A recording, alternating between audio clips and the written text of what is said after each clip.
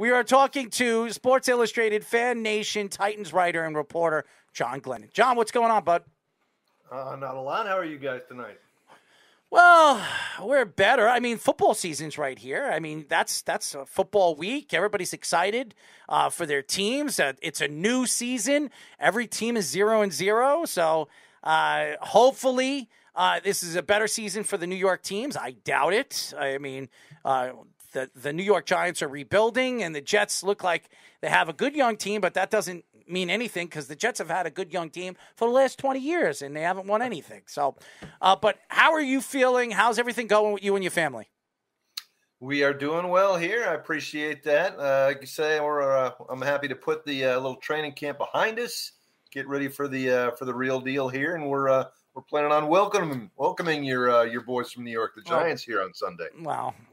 I'm not a Giant fan, but Speedy is. So Right. You could talk about the Giants dunking and flunking on Sunday. Why don't we go into the season? And what did you see really this offseason? Obviously OTAs, practices, and obviously the preseason. What stood out to you the most so far on what you see about the Titans? Well, you can't gloss over the fact that the biggest move for the Titans was the loss of a very significant player, and that's A.J. Brown, obviously. 2,000-yard seasons in his first three, Pro Bowl guy, and, clearly a primary cog on this offense, and he's no longer there.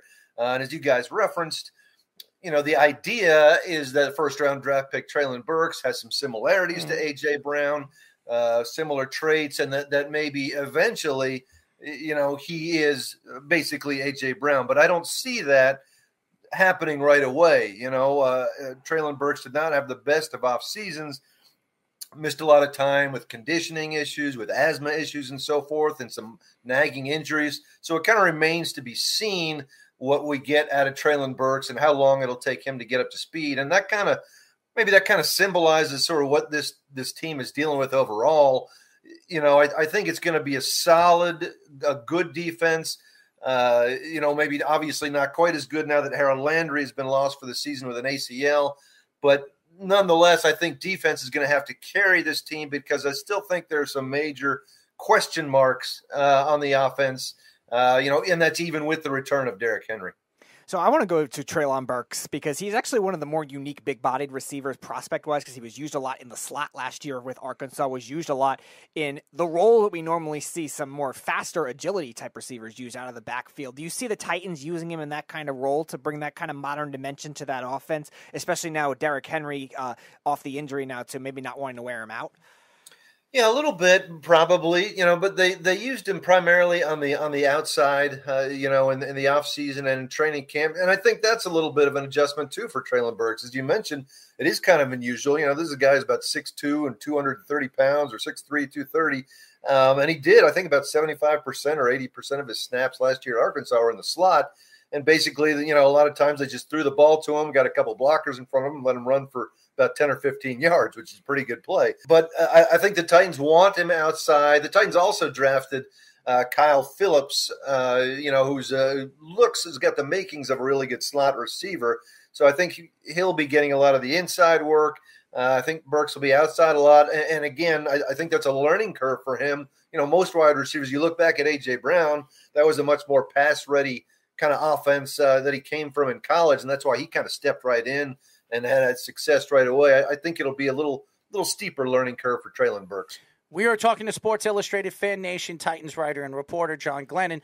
John, we're talking about the wide receivers and the depth of the wide receiving core that we have seen over the years, especially before last year even started. They brought in Julio Jones. They had A.J. Brown. They had Derrick Henry. They had a high-flying offense, great offensive line. Even they lost an offensive lineman in Conklin to the Cleveland Browns. But all in all, everybody thought that this offense was going to be high-flying. Last year, they had problems. They did offensively. Derrick Henry, A.J. Brown wasn't 100% healthy. Julio, we knew Julio Jones wasn't going to stay healthy. He didn't stay healthy all season last year. Julio Jones now plays for Tampa.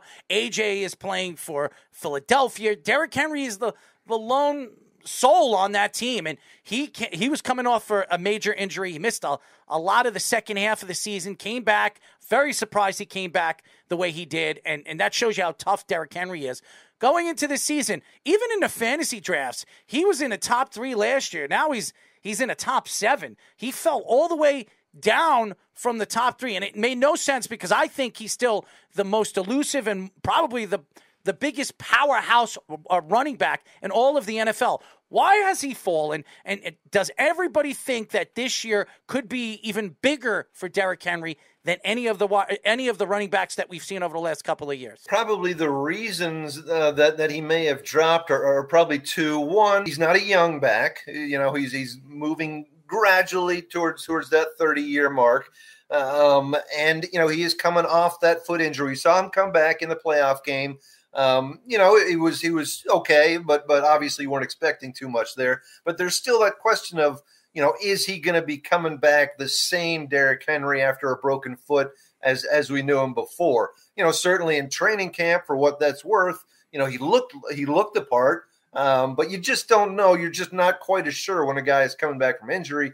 And then I think the second reason too, when you look at the Titans receiving core, there's not a lot of home run threats, not a lot of speed threats out there right now. That's for sure. So you're going to see some pretty crowded defensive boxes going up against Derrick Henry. Not that that's a change of pace necessarily, but at least in the past you had A.J. Brown, not a speed merchant, but a guy who could get deep from time to time, scare offenses a little bit. And now you're kind of wondering who that guy is that's going to scare offenses, who's going to back that extra safety off to give Derrick Henry a little bit more running room. And if they can't find one, that's going to clog things up even more for Derrick Henry. So that might be the other reason that you see Derrick Henry slipping just a little bit. But if there's anything to be said about what a guy looks like, and a guy looks like going through training camp practices, Derrick Henry is back. I'll say that. A.J. Brown trade. What did you think about their decision to go forward with it? Because we've seen a lot of wide receiver contracts really spike this offseason, with Christian Kirk getting overpaid by Jacksonville, Amari Cooper getting overpaid by Dallas in years past, the Saints with Michael Thomas, and a lot of them have not worked out for those particular teams. So, but also at the same time, you need wide receivers a lot more than we ever saw before to win championships. So what are your thoughts to the decision behind it? I was surprised, shocked, I guess, just like most people. The main reason for my surprise is that, to me, the Titans are still kind of in that win now window. You've got Derrick Henry there. You've got a good defense. You won the division. You were the number 1 seed in the AFC last year, even though they lost in the first round of the playoffs. So to me, it was a move that kind of said, okay, we're looking more towards the future a little bit there, because obviously you're giving up a young Pro Bowl guy, and you got, the return actually. I think giving up A.J. Brown and the number 26, you get Trey Burks, who may turn out to be an excellent receiver. You've got a starting corner already in Roger McCreary, who you drafted, a starting right tackle in Nicholas Petit-Friere, Kyle Phillips, who's probably going to be your starting slot guy. So the haul was decent, and the fact that you're going to be saving a ton of cap money that you would have been paying A.J. Brown, obviously. So I can understand it, because I think – I think the Titans reached a point where they just thought that A.J. Brown's demands were just too exorbitant, and they just weren't going to be able to cross that bridge. So they stuck to their principles. Now the question is, what does that get them? Does it hurt them, a team that's in win now mode? Or can they make up for it with some of the additions they had in the offseason? John, Ryan Tannehill's trial could be over after this year. Okay, and I mean a trial having him this long, a quarterback that I always thought was overrated. They didn't have to overpay him when they extended his contract, which I thought was very good for the team because it gave them options over the last couple of years. But you have a young kid like Malik Willis, who a lot of people like going into the draft. He fell out of the first round, and I thought that was an absolute grab by Tennessee. And then over the preseason and practices, Tannehill opened his mouth to the press, and they asked him, have you helped the kid figure things out? And he says, that's not my job. I'm not the coach. I'm playing against him. I'm playing for the same job he's playing for. What are your thoughts to what Tannehill said, and I know you were probably there at the press conference, the way you reacted to what he said, and the way Malik Willis reacted when he heard that interview after the fact? Yeah, it was a real eye opener for me because Ryan Tannehill had kind of been basically a model citizen in his time with the Titans so far, and as I recall, the question itself didn't even address what the word mentor was never brought up. I don't think in the question itself, more a question of like, what's the quarterback room going to be like, with you guys competing and so forth. And I thought it was odd that Ryan Tannehill almost kind of went out of his way, in my opinion, just to use the word mentor and say, I'm not going to be mentoring him. As you said, we're competing. Yada, yada, yada. And immediately, I think if Ryan Tannehill could have reeled those words in, I think he would have done that because it almost came down, in follow-up sessions with Ryan Tannehill, it almost came down to almost a different definition that he has of mentor than maybe a lot of us have. To me, a mentor is more or less a veteran helping a younger guy. That, not anything huge about that. To him, he talked about, look, I've been helped by hundreds of people, but I've only had a few mentors, in my life and kind of, a deeper relationship and so forth. So maybe that's what the issue was. Maybe there was a definition of mentor that kind of went astray. Odd thing to say. And I, it was easy to see it was going to blow up, as soon as he mentioned it. So, but since then, I think Malik Willis handled it very well. Ryan Tannehill reached out immediately to Malik Willis and I think there's been a bond formed. I think both of those guys are good guys, in all the dealings I've had with them and the press has had with both of those guys. So I don't think it's an issue now, but odd for a guy like Ryan Tannehill, who's picks his words pretty carefully. And for him to go to the word mentor without it being asked itself, I thought that was a little unusual. So in terms of Malik Willis, in terms of the franchise trajectory, obviously he's not starting for the start of the season, but can you see him? Can you see a situation where they do start him maybe later in the season if Tannehill plays like he did last year, or maybe if there's a timetable that they have in mind for Malik Willis in his development?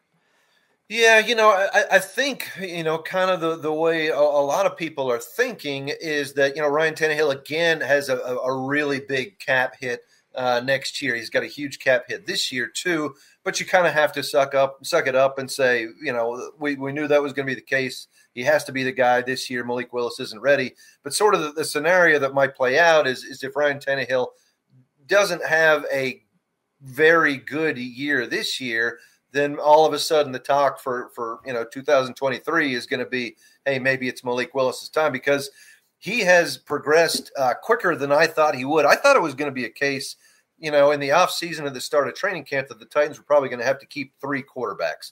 Logan Woodside, because he just knows the system, he can serve as an adequate backup. And because Malik was so raw, was going to need so much help coming from Liberty and from his system, that he was basically going to need a redshirt year, with the Titans. But the progress he made from the start of the offseason through training camp and in the preseason games really impressed me. So, if he keeps up that kind of progress, this year, I think it's going to be tough to keep him out of the starting lineup next year, unless Ryan Tannehill has one of those bounce back years, plays like he did in 2019 or 20.